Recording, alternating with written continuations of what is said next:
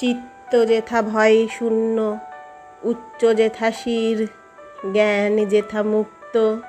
যেথা গৃহের প্রাচীর, আপন প্রাঙ্গণ তলে দিবস সর্বরি,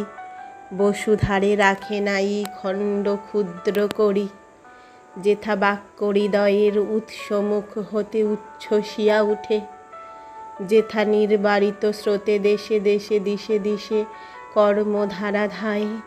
অজস্র সহস্রবিধ চরিতার্থতায়,